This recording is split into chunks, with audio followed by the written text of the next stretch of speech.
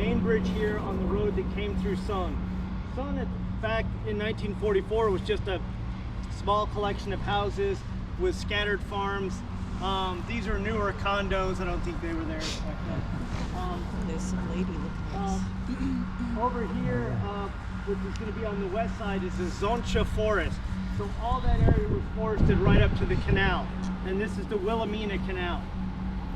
So looking at the big picture of all of Operation Market Garden, about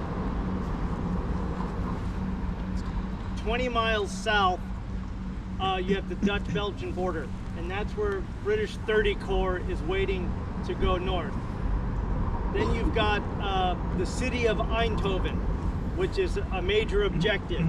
But we can, in order to take Eindhoven, the 101st has been dropped to the north, where we were up at the Paulus Hook.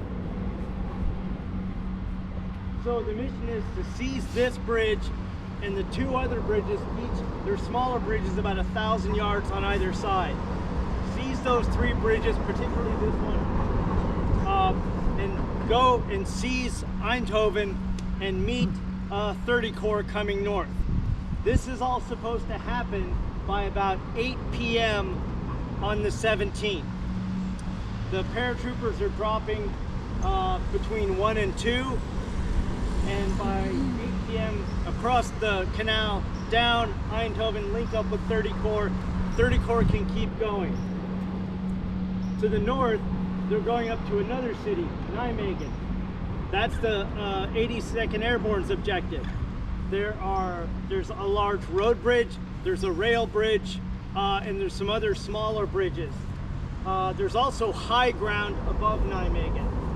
And that's a real tough fight because we know that there's German armor around there. Continuing further north, then you hit the city of Arnhem on the north side of the Neder Rhine. At Nijmegen, north of here, the main river there is the Wall. The Wall and the Neder Rhine are going to come together just a few miles to the east, and they're going to form the Rhine River, which will turn south and then runs along Germany. So very important to take this, as the 506 is leading the way down here. 1st Battalion is going to be over there going through the Zoncha Forest.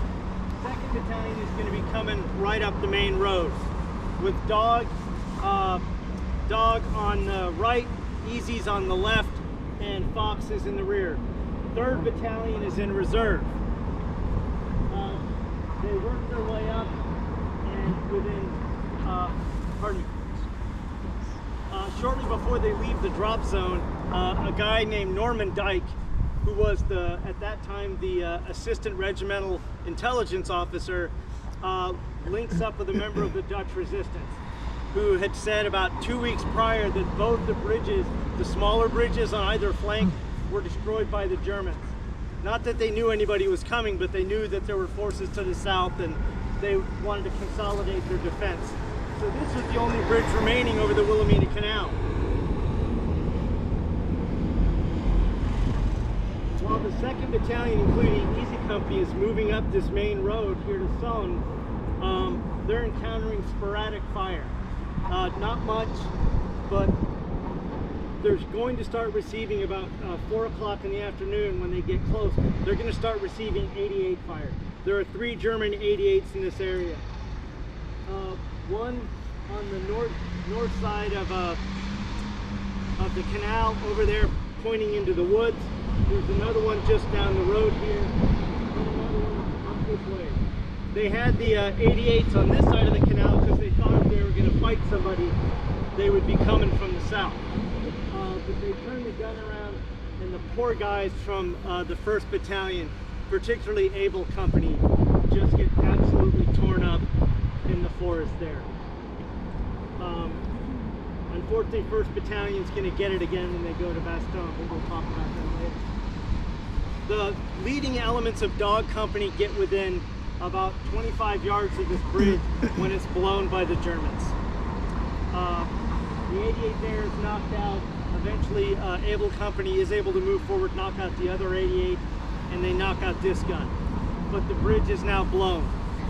After the bridge is blown, David Webster says they're all down, debris falling all over, and almost immediately they see Corporal Gordy Carson run by over on this side of the canal, stripping his uniform off.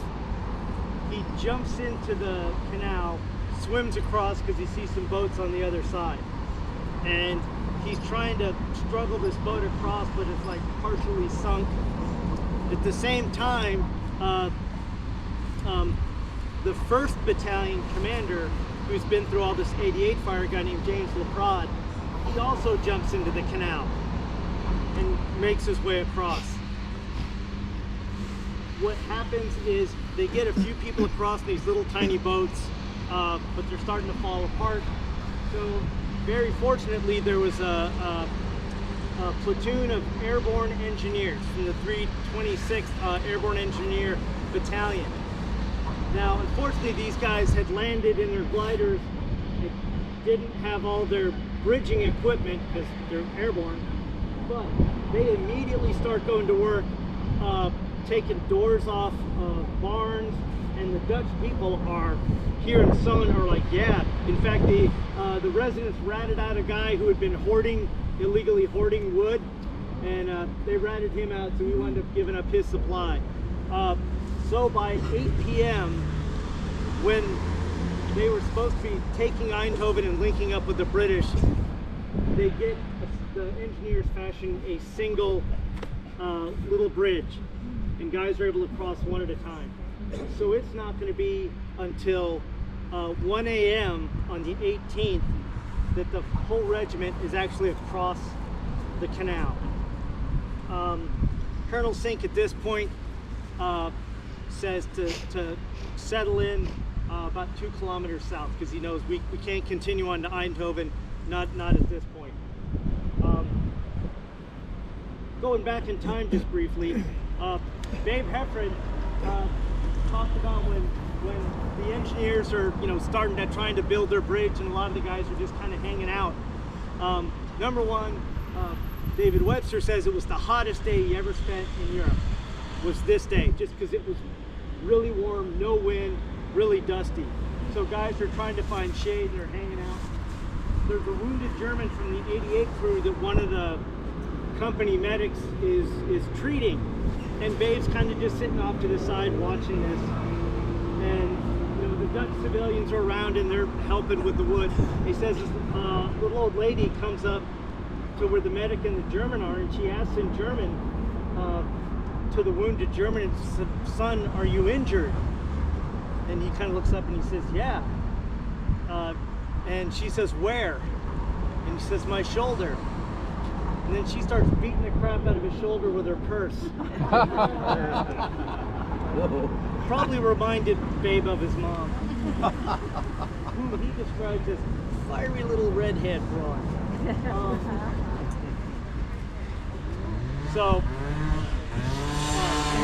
They're going to get across the river. They're not going to go. So we're now behind. Okay? Remember, all these things. This bridge has to be taken. 30 Corps is supposed to be up here and moving late on the 17th. On the 18th, they're supposed to be up at Nijmegen. And no later than the 19th, they're supposed to be up in Arnhem. They never make it to Arnhem. The fight around Nijmegen is particularly brutal. And what happens here, and you'll see in the book, and they'll refer to this road as Hell's Highway. And essentially you've got one long north-south road, and it takes very few Germans to cut the road. And once you cut the road, nothing can move up. You have to fight to get those guys out, and then you have to bring everybody up, and everything backs up. It's just this cascade effect. So in the big picture, Market Garden was actually, again, it was very daring, it was audacious, but everything had to work in sequence, and most of the sequence was at the same time. And if one thing failed, then everything would fail. So they're already behind schedule. Early in the morning on the 18th, Easy and the rest of the 506 move in, and they do drive the Germans out of Eindhoven. That's why tomorrow on the 18th is their Liberation Day. Almost immediately, the Germans are going to start attacking across the roads at Fagel, which is up to the north, and Neunen, which is over to the west. So Easy and the rest of the 2nd Battalion spend almost no time in Eindhoven. They're going to get moved north to try and keep the road open. There's a small force here. The division headquarters is here at Somme. So Maxwell Taylor, even Colonel Sink has his regimental headquarters here. So by the 19th, the Germans are attempting to counterattack. They actually bring up a battalion of tanks from the 107th Panzer Regiment. Those guys are going to be coming from the east. And the thing is, because of the terrain, it's crappy tank country. So they're actually restricted to the little road here on the north side of the canal. So the tanks are kind of going in like this. They're seeing, the division command post is right over here. And so it's actually some officers, James Deal, who is now a platoon leader in Able Company. He was an original Toccoa man. He was the first sergeant in Normandy. He's going to get a commission after Normandy and go to Able Company, so that's who he's with here. Jim Deal is one of the guys that goes out and tries to knock out the tanks. They have a few ineffectual shots with bazookas. The tanks keep coming. They finally get a lucky shot, get a mobility kill, which just blocks the other tanks. Another bazooka team comes up, knocks out another tank. And during this time, Jim Deal is grabbing a satchel charge, and he's running out in the open towards a 3rd tank, and he's actually hit by the main gun. And he's killed. That's why the locals here want to call this the James Deal Bridge. But that shows how quickly the Germans can get armor within just a couple hundred yards of this. And so what's going to happen for the rest of September is Easy and the rest of the 101st is just going to be doing these little fights, keeping the road open, trying to get 30 Corps north, and it's just going to be this grind. And at the same time, the grind is going on up in Nijmegen. You saw where Robert Redford and Major Julian Cook, he was a 3rd Battalion 504th commander. He gets that horrific mission. I mean, the accounts I read of it, it's so much worse than even they could show. To the point when those guys actually got across the river. By the way, they had to fight almost a mile. They crossed the river. They had to fight a mile down. There was a railroad bridge, which was so well defended, they just bypassed it and then went down to the road bridge, and that's the one that gets opened up.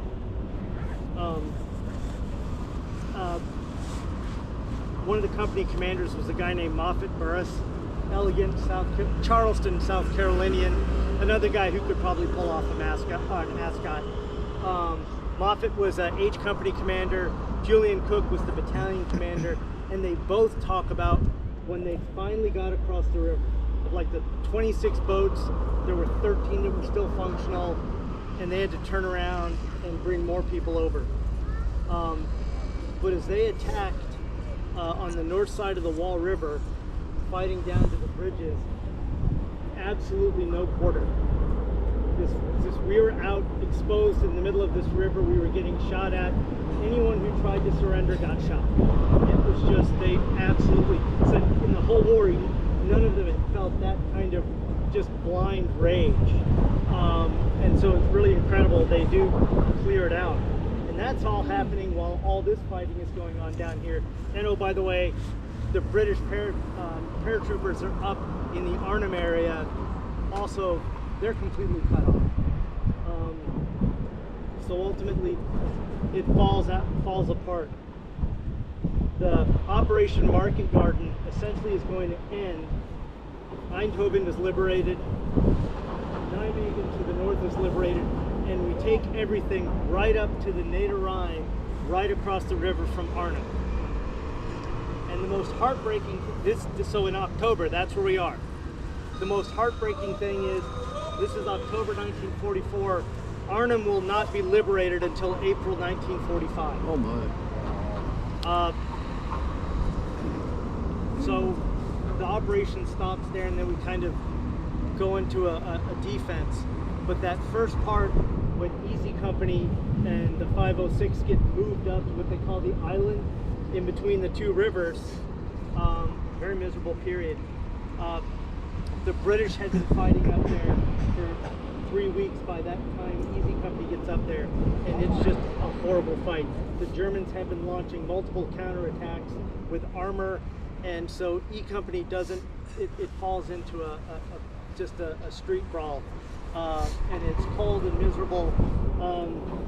If you've ever been, out in an Arctic cold area, that's one thing, but the most miserable in the world is 42 degrees in the rain.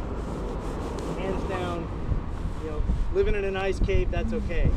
42 degrees in rain, and that's how those guys live. We're gonna talk about what they did tomorrow. Tomorrow. So, I have just thrown a whole bunch of stuff at you. Eindhoven, Nijmegen, and Arnhem, south to north.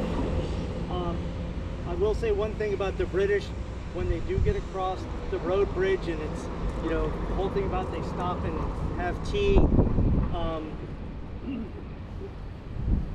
I remember talking to Moffat Burris, because he was with Julian Cook and they had just gotten across, and he said, yeah, he was so angry. In fact, in his autobiography, he has a picture of the 40th anniversary of Market Garden, and Lord Carrington, who was that lead tank platoon commander, was riding across the Nijmegen Bridge on top of a tank, and Moffat says, yay, bastard finally made it across the river.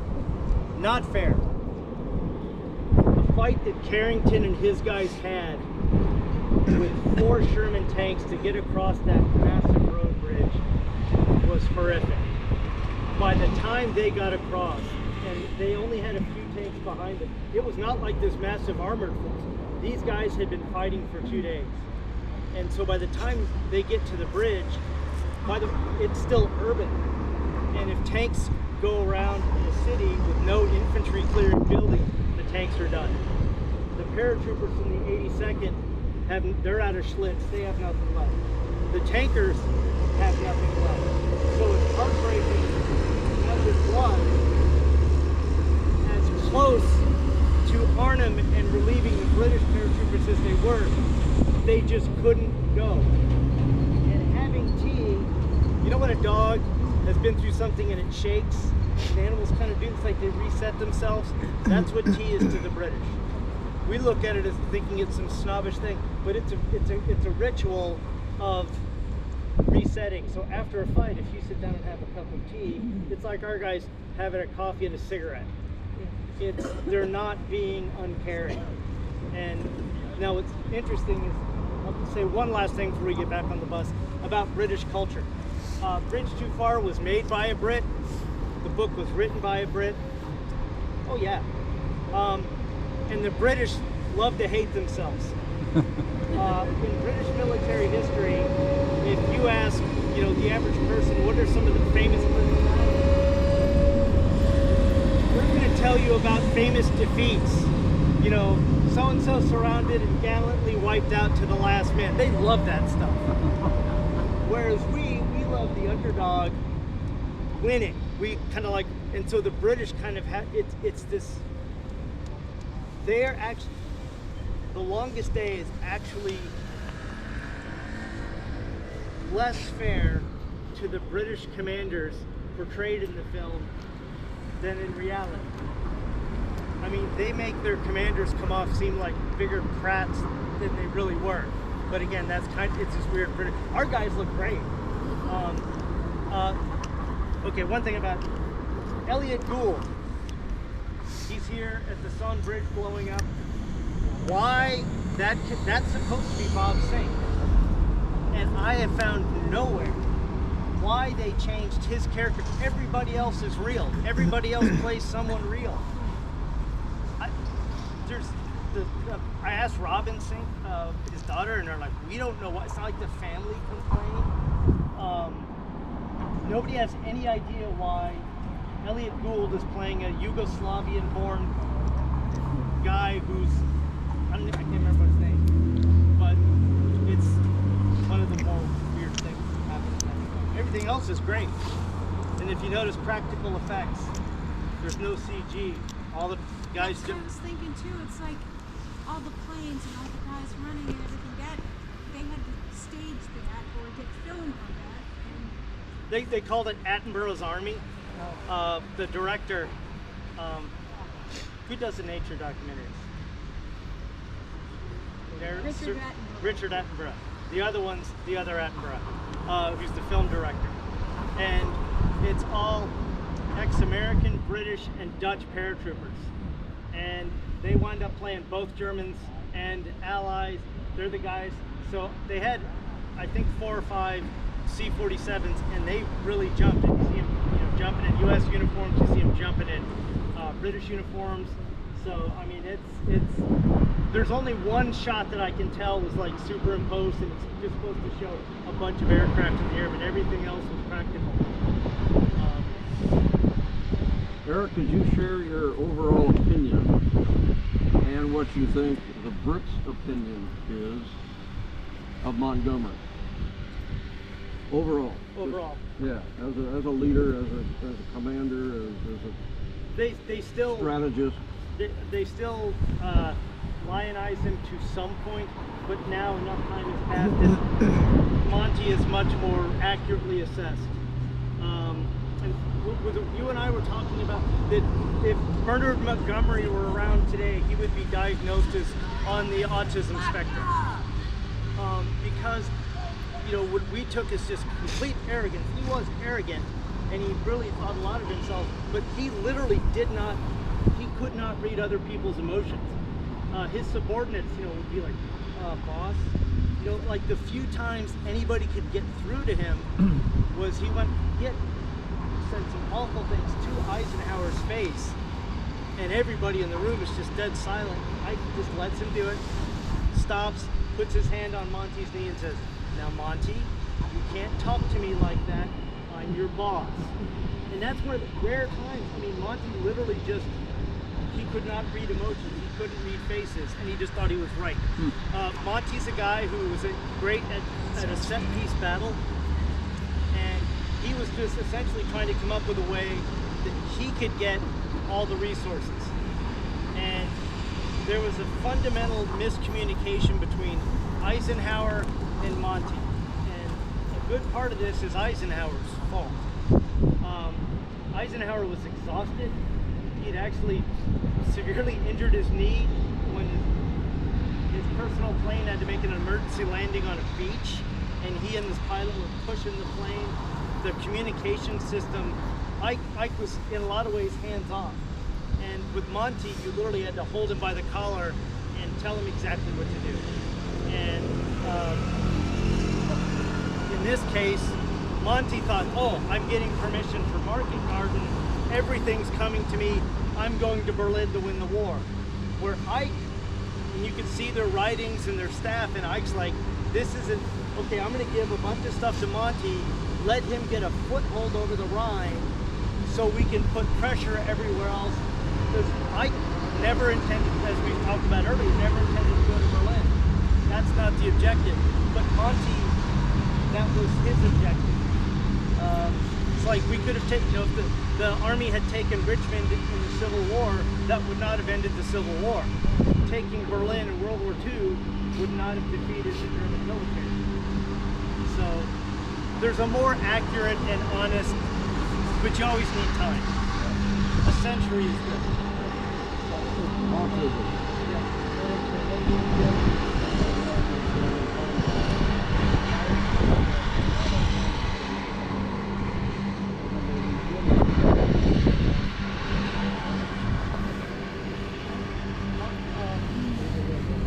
Montgomery and his fame came from fighting in North Africa in like 1941-42. And when he defeated the Germans, again, Britain was really in the depths. We had barely come into the war. Britain needed a hero.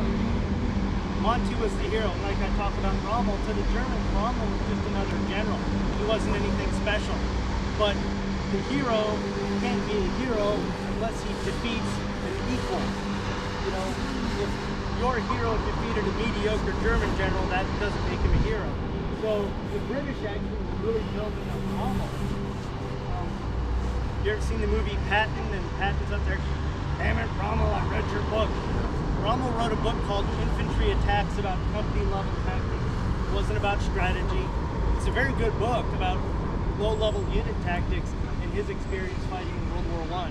But it's not like Rommel was this great military strategic theorist. He was a pretty decent general who wasn't even in North Africa at the time because he had really bad stomach issues. All right. Check for the doggy landmines. I've got it. Got it, my Lots of them. No, he wasn't. It's the 2nd SS Panzer Division.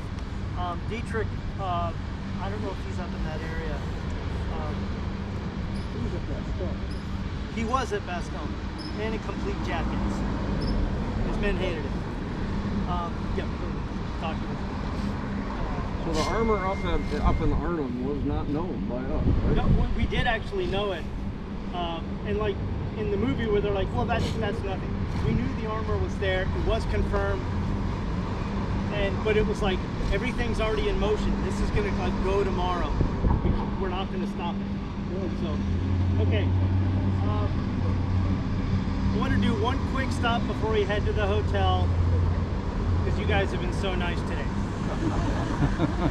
Let's get back on the bus and please.